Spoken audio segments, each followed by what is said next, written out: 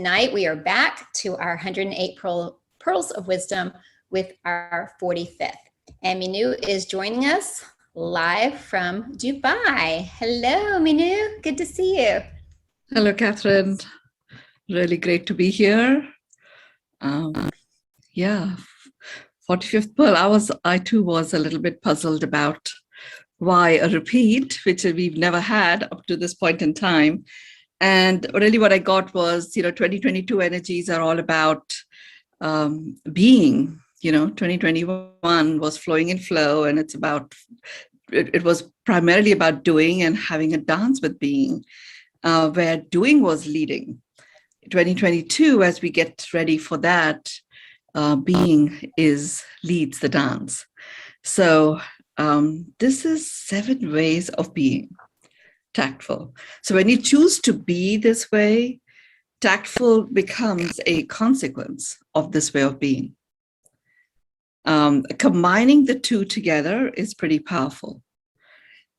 So let's looking forward to sharing what has emerged as I prepared for this session. So I'm going to begin. Yes, I have started recording. Okay, thank you, Catherine, and I'll bring you in as soon as we finish this particular sharing.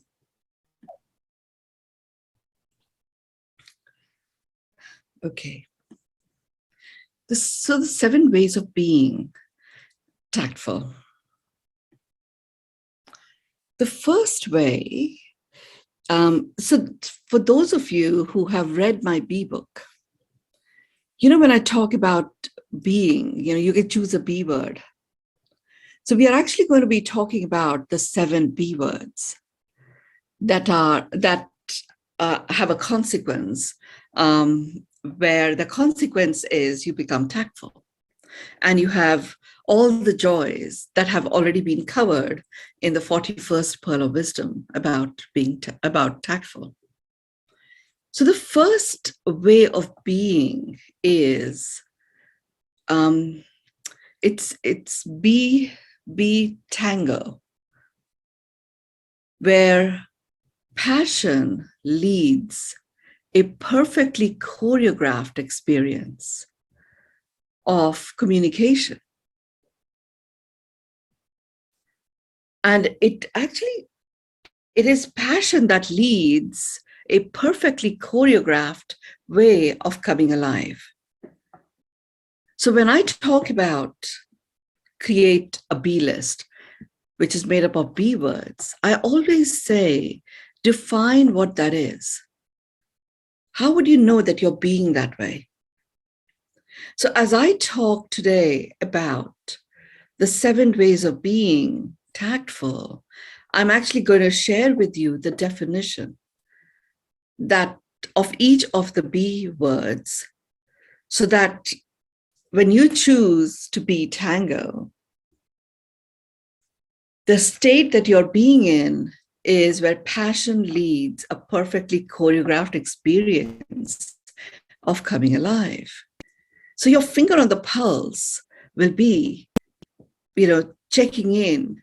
If you are, on a scale of 1 to 10, are you at a 10 in terms of being plugged into your passion, in terms of acting from your passion? The exciting thing is we still have, some time between now and the 12th of December to utilize the energies of 2021, which are all about being in that yumminess of flowing in your flow. So you can choose each of these B words and have it be the word of the day for you.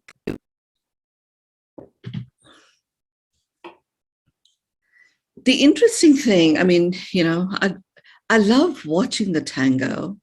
I have had a go at learning to do it, and I know Karen here is somewhat of a master at it. It's such a passionate display to be a perfect, harmonized choreography of interaction between 2 beings. And what I know from having had some lessons in it, my first lesson, if anyone saw it, would think, wow, she's an accomplished tango dancer. It really wasn't me. I didn't even know the steps. I knew how to follow the leader. My leader was phenomenal. He was an amazing dancer. So as a result, I followed him and I looked as if I was a phenomenal dancer. So if passion, if tango is being tango is a state of where passion leads a perfectly choreographed experience of coming alive, and the only purpose to life is to come alive, and you allow passion to lead that perfectly choreographed experience of coming alive, you can imagine how much fun that is. Now, what happens in a B state is when you choose to be a certain word and you adopt that state of being, doing just flows. Because what the being does, the B word does, is it creates a container. It creates the dance floor. It creates the music, the rhythm in this particular state of being. And doing just flows. Just like when I had my lesson, the teacher said, just follow me. And I trusted and I followed. And it was a perfectly choreographed experience of doing the tango. And here, we've made that a B state. And that is the first state of being.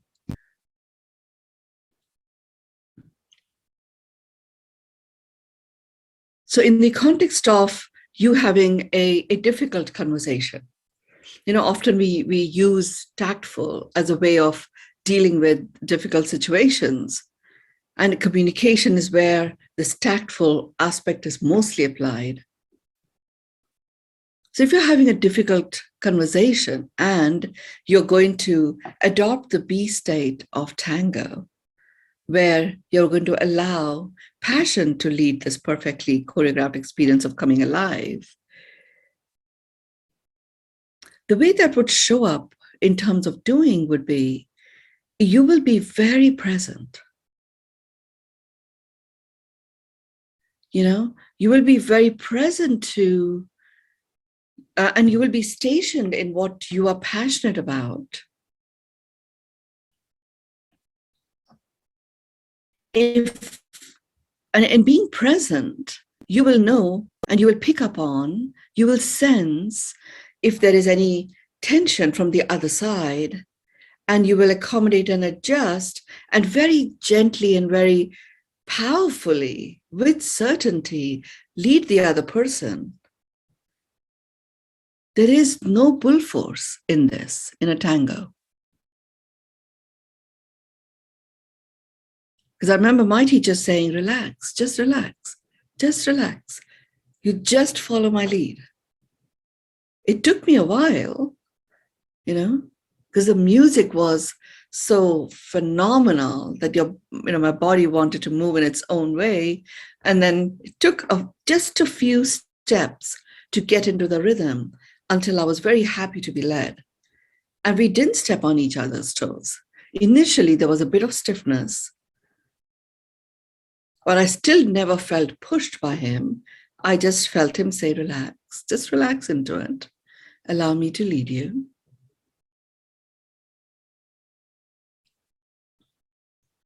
So if you're having a difficult conversation and you want the benefits that come from tactful as a pearl of wisdom, and you choose the B state of tango, but you allow your passion to lead you into a perfectly choreographed experience of aliveness, then you will be very present. And in that presence, initially, you will very proactively sense into what is going on for the other person. And rather than applying bull force, you will invite them to, trust in themselves, as opposed to trust in you if you're having a difficult conversation, because that trust would have broken down in the first place for it to get into a difficult state anyway. Your invitation to them would be trust in yourself.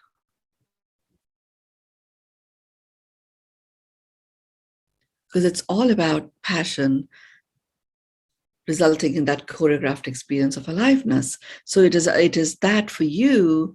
And as a leader in that, you're actually going to enable the other person to do the same.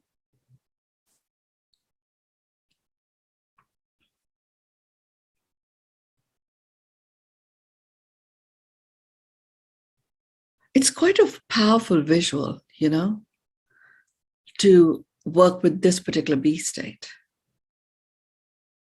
And my invitation to you would be, have a go. Have a go at choosing this word as your be word on one of the days. And just have this as the be word, which provides a container for how your day will unfold, and see what emerges. When you choose a be word as a way of creating the context for your day and allow the doing to flow, I also say to people, create a way in which you track it. So maybe even set a recurring timer where every 60 seconds a timer goes off, and it allows you to check back in about being in that be state, what occurred in the last hour. It only takes a few minutes, maybe a couple of minutes at the most. Actually, 1 minute is ample each hour to just check back in if there were any things that you needed to learn from the being state that you had adopted in the previous hour. Now, when I go on a be planner, this is 7 ways of being. So you can literally say, right, this week I'm going to have a tactful retreat, and go on adopting these 7 ways of being, one for each of the days.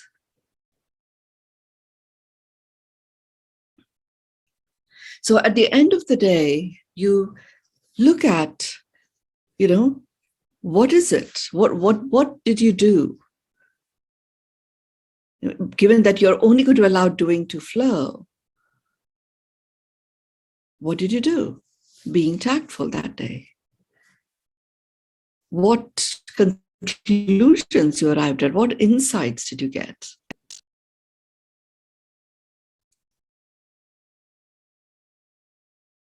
What emerged that may not have emerged before if you hadn't proactively adopted a way of being and allowing the being to lead? And what does it feel at the end of the day when it comes to a perfectly choreographed experience of coming alive? What does that aliveness even look like? What does that even feel like? And again, I always say, when you do a stock take like that, make it full spectrum. Look at physical, mental, emotional, spiritual, social, and environmental.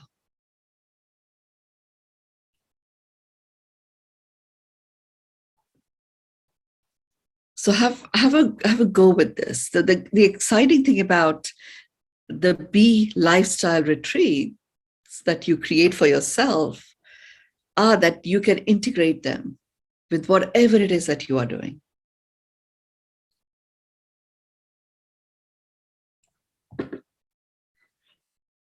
So that's the first way of being. The second way of being, where the consequence is tactful, is be attentive. Attentive is a state of observing intently and discerningly making your choices. So that is the state of being attentive in the context of tactful. I mean, this is a really powerful one. It felt a bit heavy when I first came up with this definition. In observing intently and discerningly making your choices, it felt really powerful. It felt very strong. It felt a little heavy just reading it when I first wrote it down. And then I went ahead and did that. You know, it's a state of being. I'm going to allow the doing to flow. And I have to say, you know, it's been a little bit of really getting used to loving it, but it's taken something to get used to having the whole family here with the kids and everything. And there's work that requires to be done also at this time. We are, you know, revving up. So it's been juggling multiple balls in the air. So it has taken some getting used to, given how wonderful and calm my life was. It felt very chaotic. 1 or 2 days was fine, but 2 weeks just felt a bit too much of that chaos. And I felt as if I wasn't being present even when the chaos would build up. And I chose to have 1 day of be attentive, a state of observing intently and discerningly making my choices. What I found was, you know, discernment is something that I've taken on. This year, for 2021, discernment was something that I had taken on. And this literally sealed the deal on discernment. I didn't need to do discerning. I just had to be attentive and observe intently.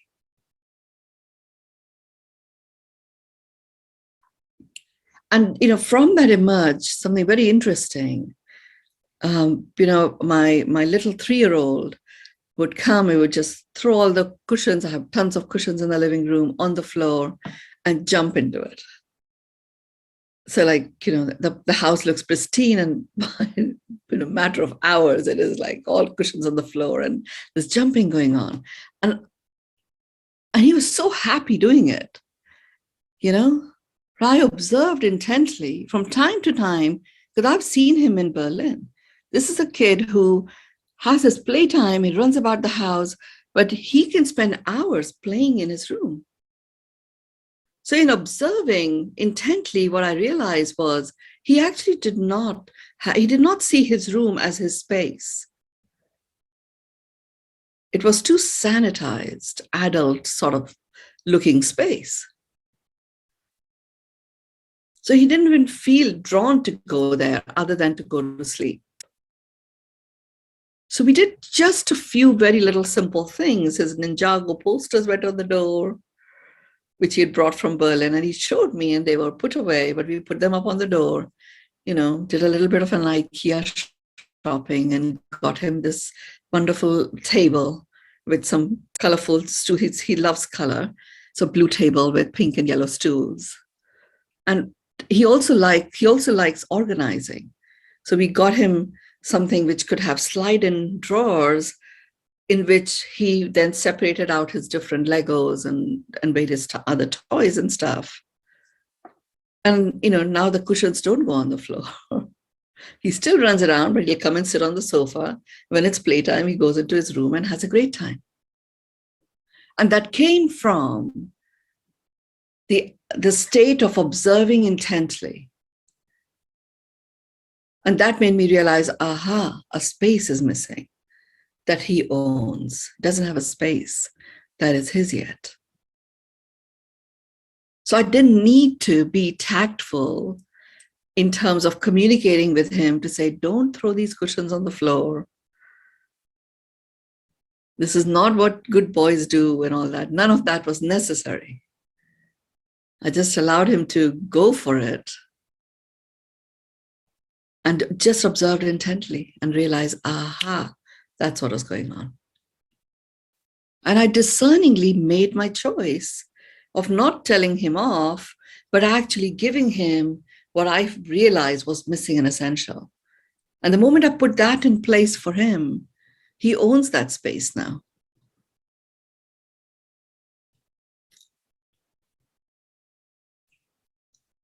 I mean, I have to say, it was such a release and a relief that I got how to discerningly make my choices by simply choosing this, applying this be state.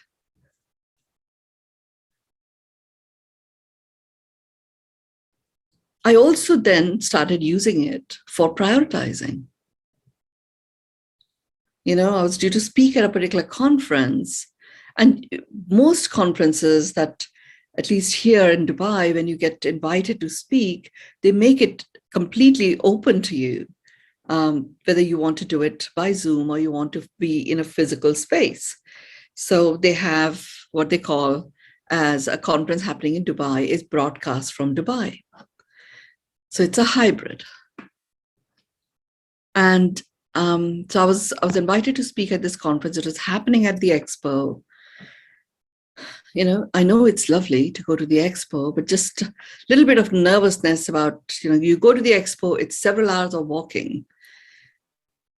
So if I'm speaking at a particular time and I only allow an hour for my speaking slot, or I think I was speaking and doing a workshop, so it was about 3 hours, I would need to add a couple of hours to it just because there's so much walking and you get lost and stuff in the expo. So it just felt like the right thing to do, to just be on Zoom. When I chose to observe intently, be attentive. So I was a closing keynote for this particular conference. And in observing intently what was going on the first 2 days of this, you know, I discovered that the location in the expo where the conference was actually being held, the vibe was one of rejoicing and celebration. And everything that I talk about, you know, in terms of color and light and all of that I'm bringing in some of my other sessions, which are supporting this wonderful healing and flowing in flow for the planet, was happening right outside this particular room where the live session was happening.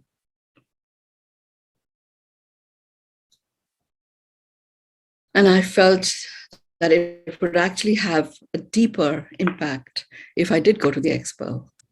But in observing intently, I literally choreographed exactly how I was going to get there, by what time, and what the experience would be for me.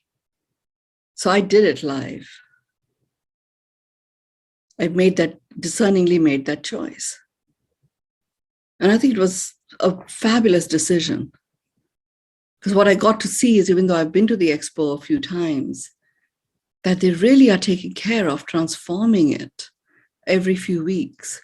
There are such new, wonderful additions that are there that weren't there before when it began.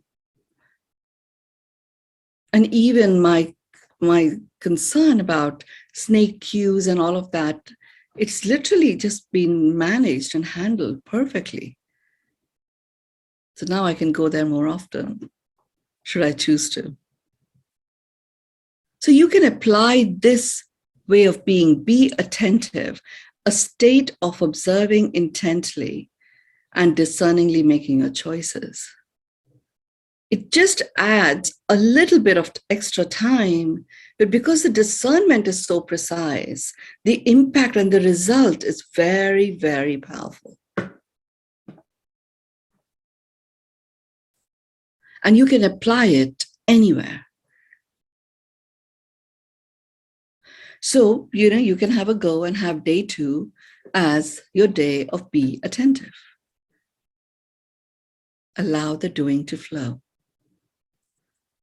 even with my story with my grandson, there was lots of doing that required to happen. But only after I had done the observation, arrived at what was missing and essential, and then the doing produced an immediate impact exactly as intended.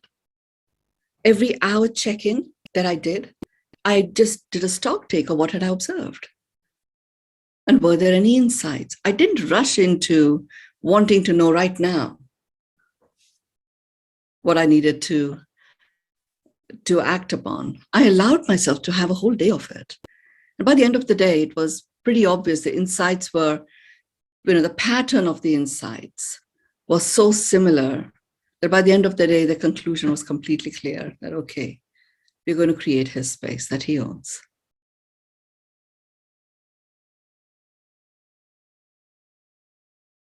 The third way of being is be curious, a state of infinite creativity and wonder.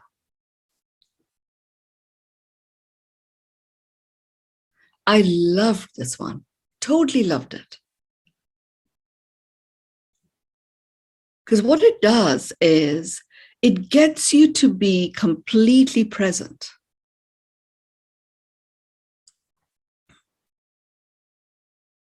It gets you to be completely present whilst being very active, because if you're being creative, you're actually in creation.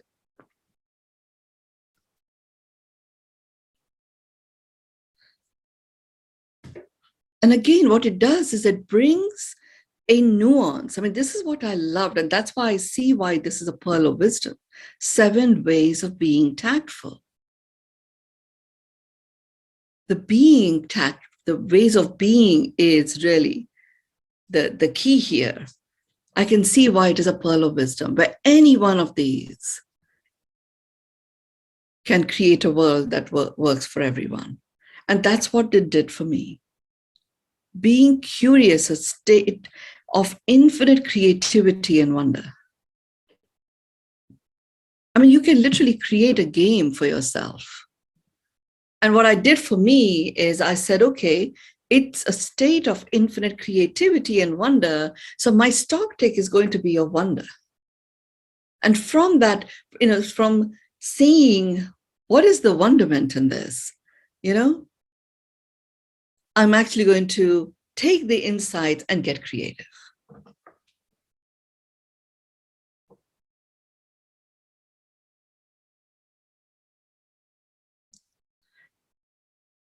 I mean, it was a fabulous game to play. And what it did was, we have, there's a project that I'm working on right now where like literally every day counts. And, we have a project review every Monday.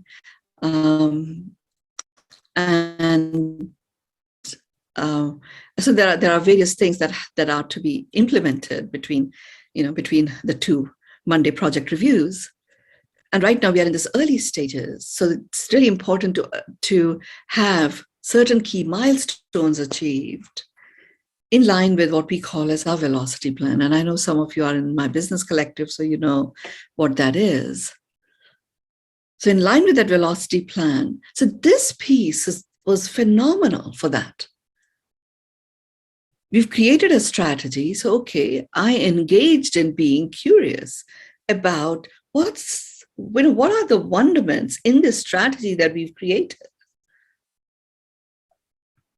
and took different elements of it and really engaged with the nuances of what if this actually delivered exactly as we envisaged.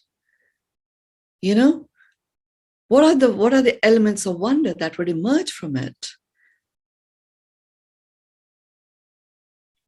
And engaged with that. And then it was like, okay, for all of those elements of wonder to emerge, what is it that I can do right now? And like my creative juices were flowing. Me and Gaurav were working on this.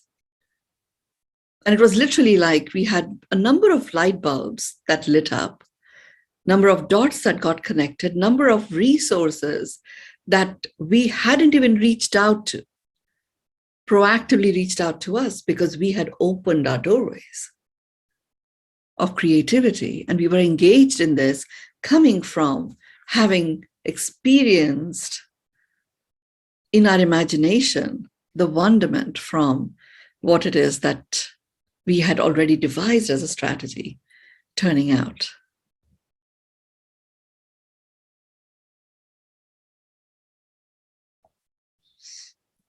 So, have a go. Can you imagine spending a day being curious? You don't have to lock yourself up or go away or anything. You can actually apply this wherever you are. In your assignments, Catherine, be curious. I'm going to every hour just check in on all these wonderments that have emerged. And you give yourself permission to get creative with whatever insights you develop and take it from there.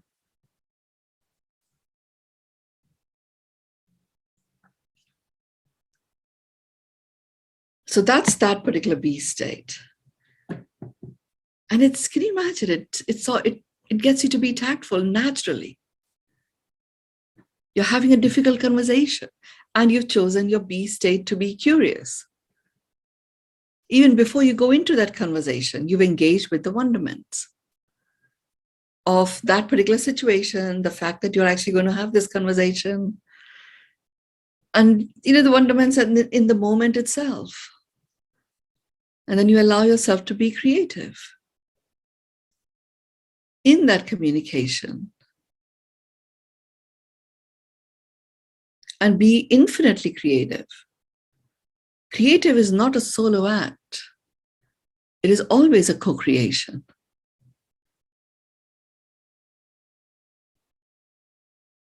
Even if the other person is not willing to be your co-creator, it is a co-creation of all of your faculties, mental, emotional, spiritual, physical.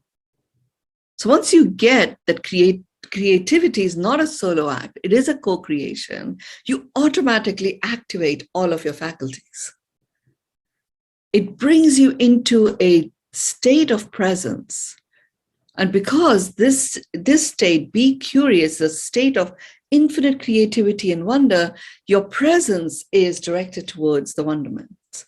And the consequence is a tactful conclusion that leaves both parties or multiple parties in this state of wonder, being collaboratively co-creative in finding solutions. Even if that solution is, it's the end of our relationship right now. You still are present to the wonderment of that. That bad taste isn't there. That can happen. So if you have a 7-day being plan to experience tactful. So if you've got some serious communications to have, serious issues to handle, and you're going to take on tactful as a way of doing it, go into this way of being. Do a 7-day B plan and be curious on day 3.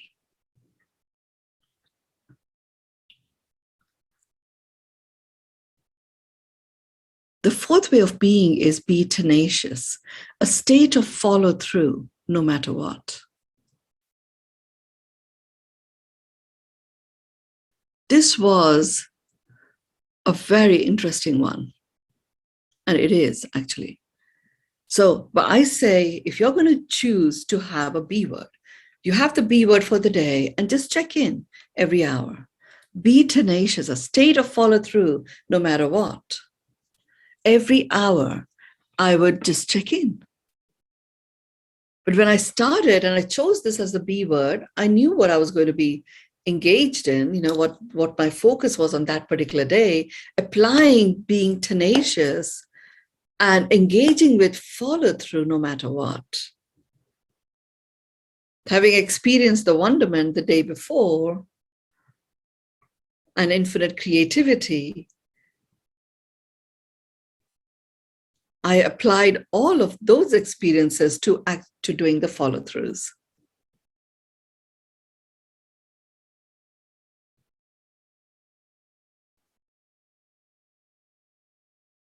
And there was a lightness of being. That was the great thing. So even though tenacious fields felt a little bit intense, bull force, I had no bull force in this tenacity because I chose it as a way of being as opposed to doing. The way of being tenacious simply was follow through.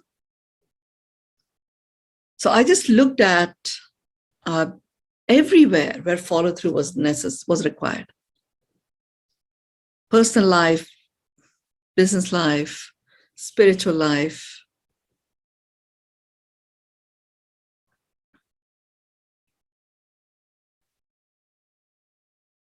And the doing that flowed basically meant that many obstacles and barriers that I wasn't even aware of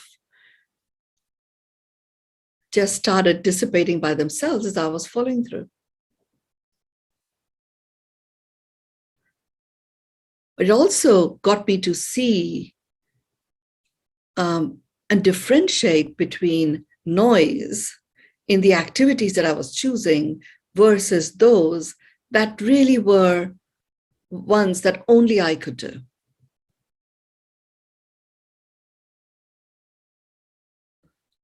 It was a quiet day, even though I was following through so much, because it just took noise out. It automatically cleansed out the noise.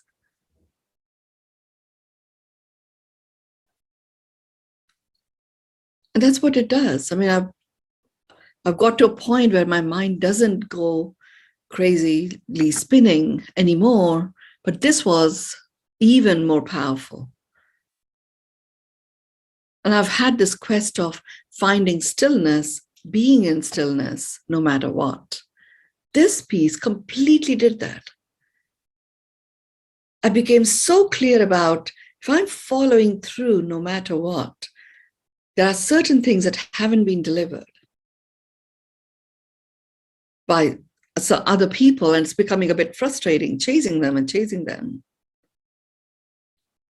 I didn't need to spend any time on frustration. I was just going to follow through and ask for complete clarity in terms of, are you actually going to deliver it? Do I count on you to do that or not? Either way is fine, but make that choice now. And if they said no, rather than engaging with, how dare they, after all this time, again, noise.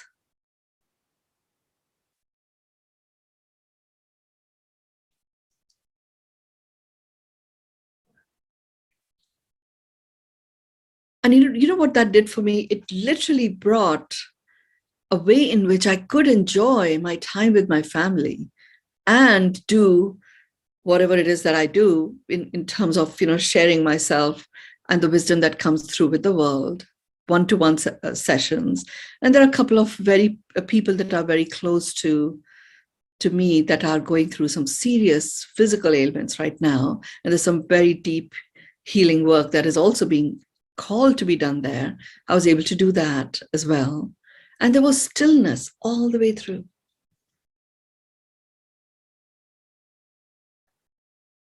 And follow through was happening. I mean, like really, ease, joy, and grace, in tenacity and follow through was a dream which still felt a little bit elusive. And I got it. Because remember, the consequence is tactful. So while I'm being tenacious and in the state of following through no matter what, remember, this is the fourth way of being. I'm here on day 4. Right? So by this time, I've experienced the curious state of infinite creativity and wonder. I've experienced and have gotten cellular memory of being attentive, a state of observing intently and discerningly making my choices. And I've experienced the tango. So I'm actually in a really great place. So as I'm following through, there is a flow to it. There's a rhythm to it. There is infinite creativity. I'm automatically observing the wonderments, but not getting lost or fascinated by that. Being fully present and relishing and rejoicing and enjoying it fully whilst I'm following through.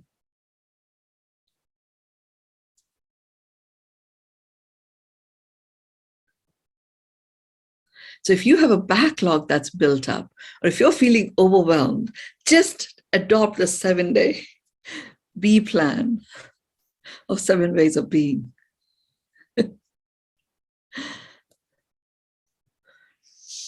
The 5th way of being, tactful, is be finely tuned, which is a state of floating in flow. Floating in flow. There is no friction at all. You are literally floating and you've experienced being in flow. So if you adopt that as a state of being, again, with this, as it is in most of the pearls of wisdom, unless I say otherwise, follow it in that sequence, the 7 ways or 7 insights or whatever it is. We're talking about the 7 ways of being, to the first time you do it in this sequence. Because we are literally doing it like any exercise program that you might take on, or any fitness program that you might take on, creating a cellular memory of what emerges when you do this way of being. So you experience the build-up. And the next time you can go in for tenacious before you do the tango.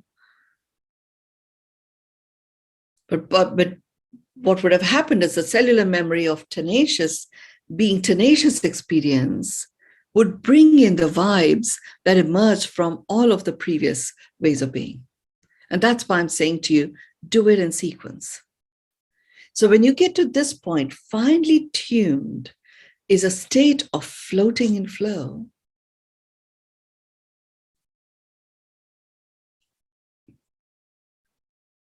You transform, you actually consider many more choices. You suddenly become so present to that we always have multiple options before we take any particular action. Or if we are aiming for a particular result, there are always multiple options. We sometimes don't give ourselves the space to choose. So when you adopt this way of being and you're being finely tuned in a state of floating in flow, you choose from your options that which feel like they will get you to float and that'll keep you in your flow. Again, what I did was I focused on inflow. What is it that's going to have me be in flow?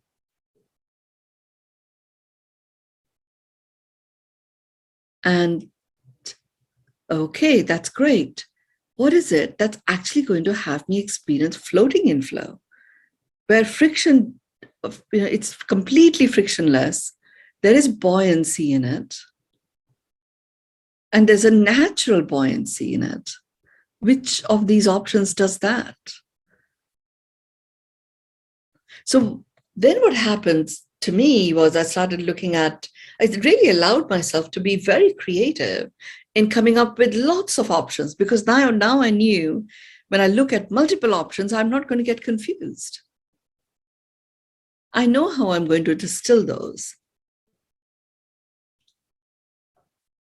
And remember, by the time I got to this point, I'd already experienced the tenacious part, where I was following through no matter what. So noise was already being removed because I had come to tenacious from that curious state of infinite creativity and wonder. So without the noise, I'm able to look at all these different options, and I'm actually even allowing myself to say, is there anything else? Oh, is there someone that I can talk to who may have some other alternatives? Not because I'm going to take them on, but it basically meant that if I had a whole collection of options and alternatives, and then I go in and discern which of these keeps me in flow. Aha, now I have a subset. On all of those, each of those actions keep me in flow. So flow is now guaranteed because I have multiple ways in which I remain in flow.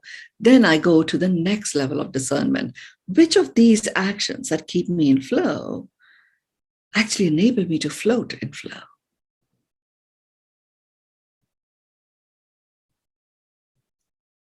This is a huge breakthrough, by the way, especially when you are super busy handling multiple things.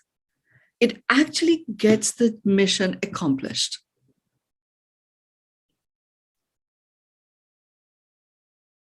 Literally, I mean, a big message that I've been getting, like big neon lights, is slow is the new fast. Slow is the new fast. Slow is the new fast. So, and it is, because you slow down initially and you get to the result. Catherine's often asked me, how do you do time collapse? How do you do milestone collapse? This is it. It happens automatically.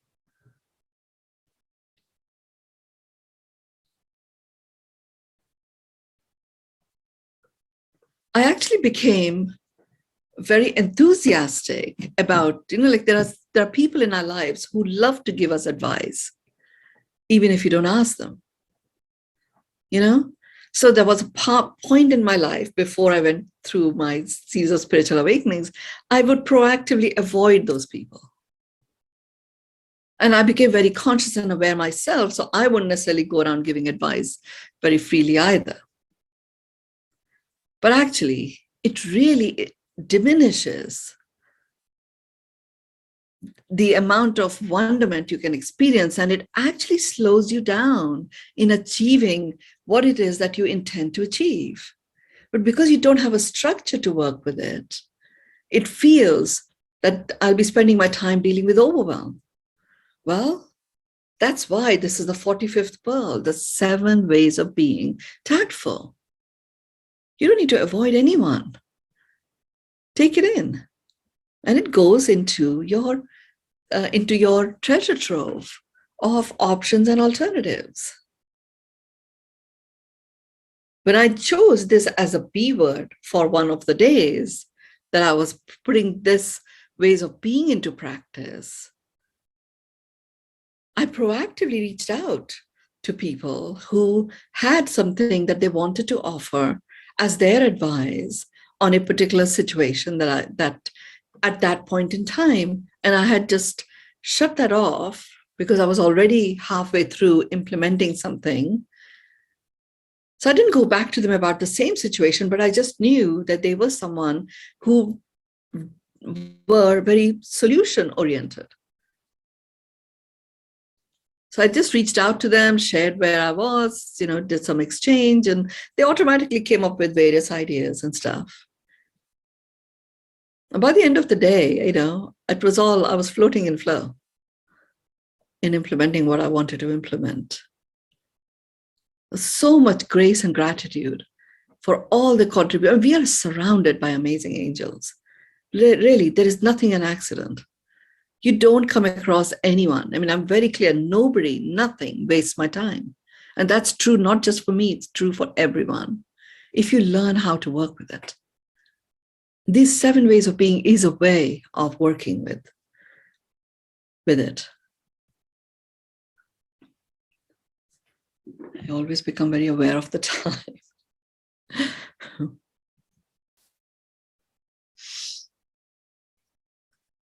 The 6th way of being tactful.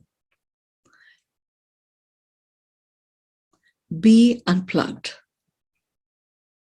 A state of full self-expression of you in your truth.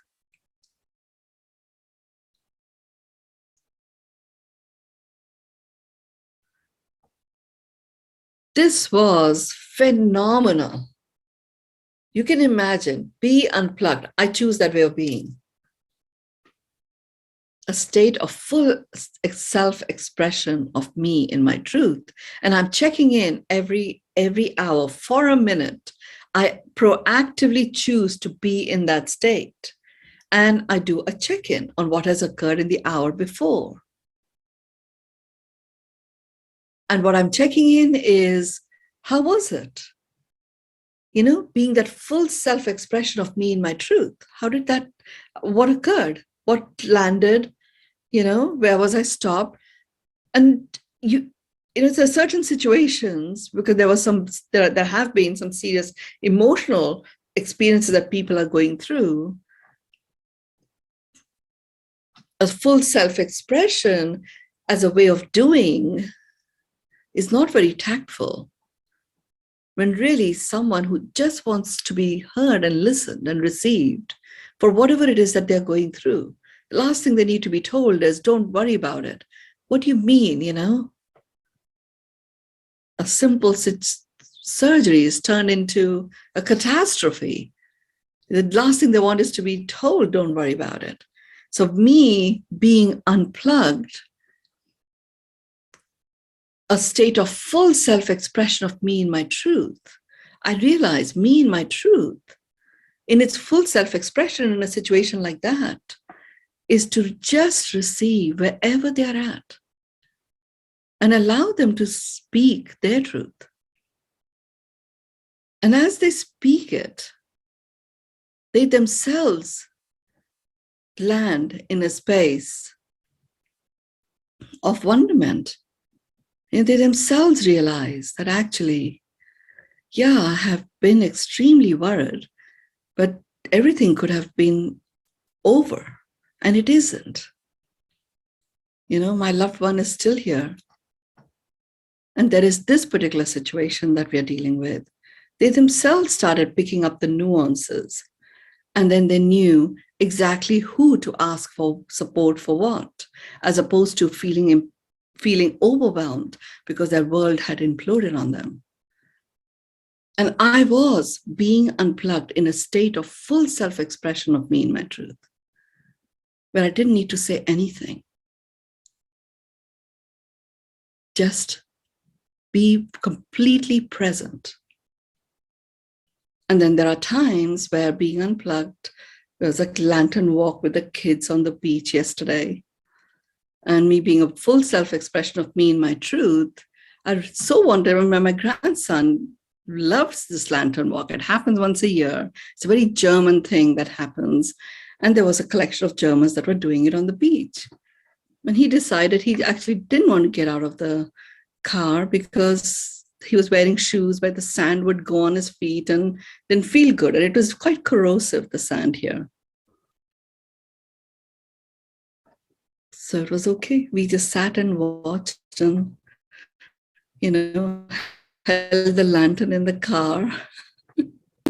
And I was unplugged, a full self-expression of me, my truth, which is allow the other person to be in their truth. There is no have to, there is no need to, just goes away.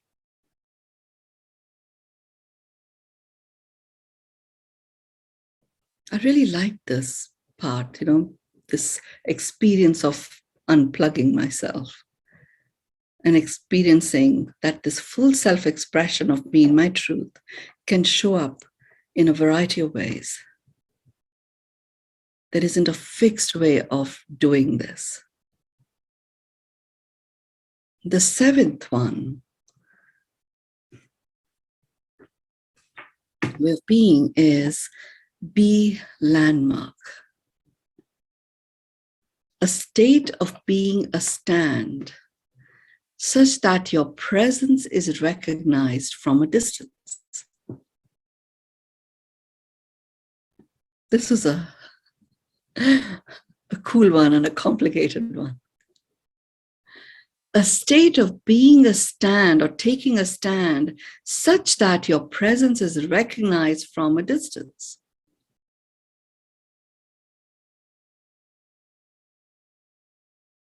So here my focus was a stand. What am I taking a stand for?